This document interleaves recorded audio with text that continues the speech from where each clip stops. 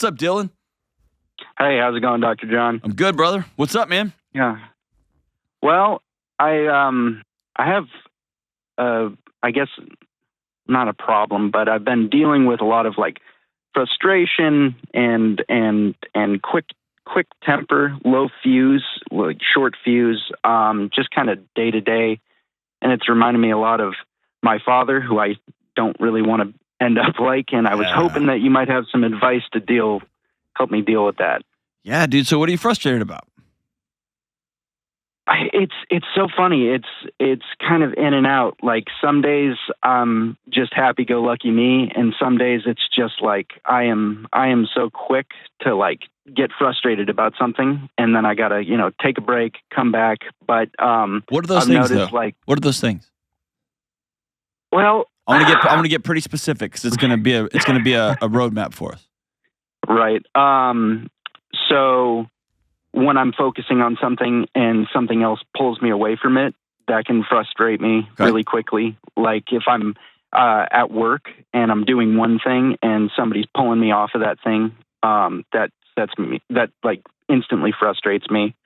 When I'm at home and doing something and my wife asks me a question and I'm like focused on something and she pulls me away from it, I'm like instantly frustrated.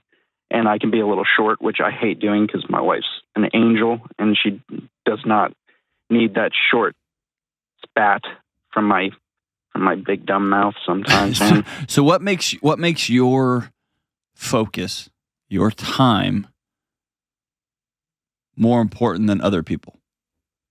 God, it really doesn't. I know, but it does. It does though. That's the thing. I mean, I get existentially it doesn't, or I guess like philosophically it doesn't, but like inside of you it does. And so this isn't a judgment question or a blame question. I'm really curious. What is it about your focus and your time? And let me give you a primer. It's very hard for me to get focused. I struggle with focus, always have.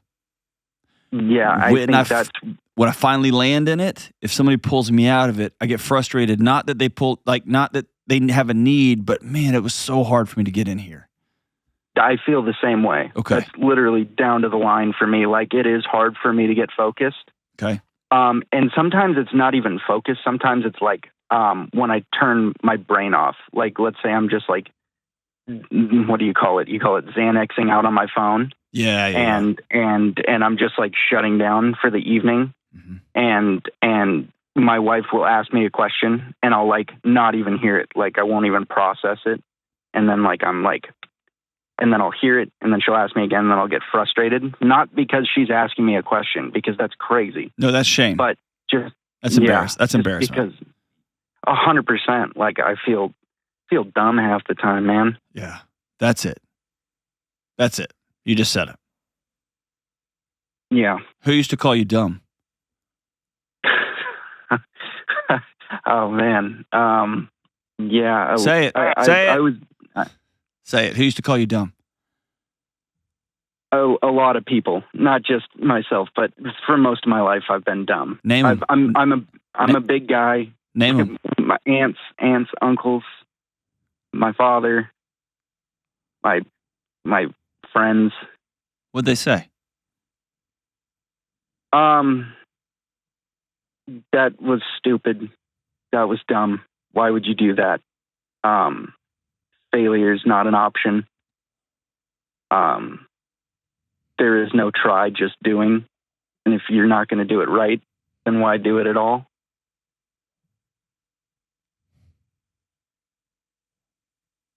Hold on, just sit there for a second, man. That sucks. Dude, my brain is pumping right now. Like I know. I don't think I've ever said that out loud. I know. I hate that for you. Instead of teaching you, instead of showing you, they just shouted from the rafters at you. Yeah. And here's what happens. I'm just picturing a little kid. You're a big kid? Yeah, I'm 6'2", 230, but I was a big kid growing up. Okay. You're already pretty self-conscious because you're a big kid. You're wearing the husky jeans like you're a big kid. Yeah. Right? And then you got everybody telling you you're stupid. What are you, an idiot? And I'm just picturing a little boy that is trapped inside of his own body, who can't do a damn thing right, and everybody in his world's letting him know it. Yeah. I'm also thinking of a little boy who's just a big kid who wants so badly to do right, and no one will show him how. Yeah. Yeah. That's a recipe for frustration. That's a recipe. Anger, right? Anger points us towards something we care about, right? Mm-hmm. It's the way things should be, and they're not. Rage is being trapped. And I think you're too good of a man. I think you're a great guy.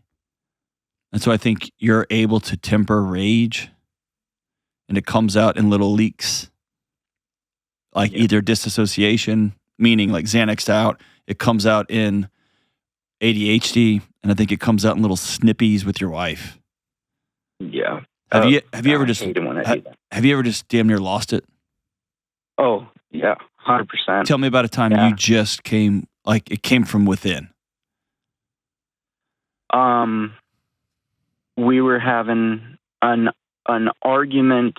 We had just gotten a new car, and it required premium gas, but we were running low. I just took it to run to the lake to go fishing, and I had to stop at this little one-town gas station, and all they had was regular. I was going to put like $9 in it.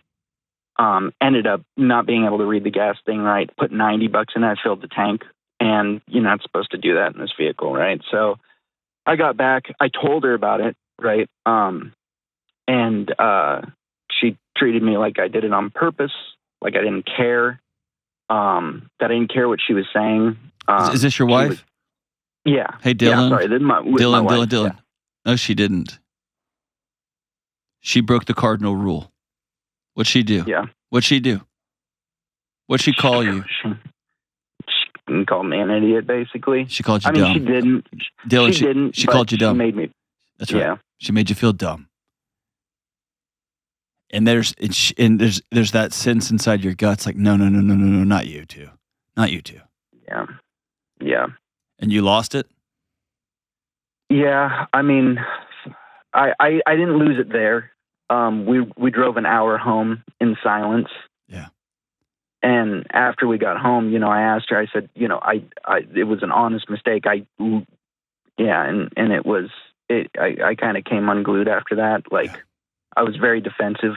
Before that, the last time I had freaked out is after that one's even tougher to get into than this one, but I guess the rage really started building after my grandmother was sexually assaulted in her nursing home. Good God. A couple of years ago. Yeah. And that's when I started feeling like this happens more often. I mean, to give you a little background, my dad and my mom got divorced when I was 7. Mm-hmm. He cheated with the neighbor. And then after that, I kind of felt like lost and angry growing up. And I did stupid things, so I felt stupid and dumb. And hold on, you did kid things, Dylan. Yeah, you did kid things, but you're laying out a path, and you're just going down memory lane here. But sorry, sorry. No. Don't apologize to me. We're on the same team, brother. Okay. Yeah. I just want you to get a picture of what I'm seeing. Seeing a little kid who didn't get to choose to be the big kid. I'm seeing a little kid who was trying to make sense of a world whose parents blew your world to smithereens when you were a little 5, 6, 7-year-old. Watching your dad lose control of his marriage and lose control of his family and lose control of his kids, probably his job, and taking it out on you, and you being a little kid, just wondering, what am I doing? Why? Why won't you just love me? Why? Yeah. And then everybody calling you stupid, everybody calling you dumb. And by the way, you did some dumb things like all people do. But every time it just, there's that old Brene Brown saying, whatever you go looking for in the world, you're sure to find. When everyone tells you you're dumb, what you do is you highlight those. You double click on all the dumb things. The one time you filled up the truck with $90 worth of gas. The one time you filled up that car 5,000 times, one time, right? That's when you remember. Yeah. Right? So to back up all the way, you can't go looking for this externally. You're going to have to look in the mirror. And you've probably heard me say this, but you're going to have to do it, man. It's going to suck. Yeah. You're going to have to put your fist in your chest and say, I'm not stupid and I love this guy. Yeah. Because as long as you're walking through life on eggshells. Stop reading me oh man, you just read me like a book. You can't tiptoe around in your own house. You got to be able to fart in your own house, dude. Oh yeah. I'm so terrified of making mistakes. I know. But that guarantees you're going to make mistakes. Yeah. Yeah. Have you ever held your wife's hands and asked, do you love me for real? All the time. Okay. What does she say? Yes. Okay. You got to believe her, man. And you got to stop tiptoeing through your life. Yeah. You deserve the space you inhabit, brother. Yeah. Now you're starting to fade out on me because you don't believe me. This is a first for me. I'm trying to take it all in, and I'm an over talker. No, so I know. But when things get uncomfortable, you think I've taken up too much space here, and you try to get really small in a conversation. I'm not going to let you do that. Okay. I want you to stay fully present. All right. Are you still a big guy? I am. Cool. You're a big guy. You're here for a reason. Yeah. Are you a good man? God, I try to be. Nope, that's not what I asked you. Are you a good man? Yes. Yeah. You honor and take care of your wife, treat her with dignity? Yes. Are you a good employee? Yes. Are you a dad? Not yet. Trying. You have pets? Yes, sir. You treat them with respect? Yes, sir. Dude. Are you a person of faith? No. Okay. No, I'm not. Can't say I am. Okay. What do you lean into that's bigger than you? Boy, that's a good question. Do the Seahawks count? God, no, you're way bigger than them. They're terrible. They got rid of Coach. They got rid of Coach, man. We could go on about that one for sure. No, they got rid of Coach. No, dude, they've lost my respect for a while. I don't know. I think I've also been hunting for some responsibility in my life, in my work, and help myself feel a little bit more satisfied, looking for that bigger picture. I've been trying to, at least. What do you do for a living? I'm a welder. Okay. What do you want to do that's different? It's been kind of crazy, but I think I've kind of settled on law enforcement. Great. When's the academy start? They have runnings in September, I believe. You signed up? Not yet. Today? Think so? Why not?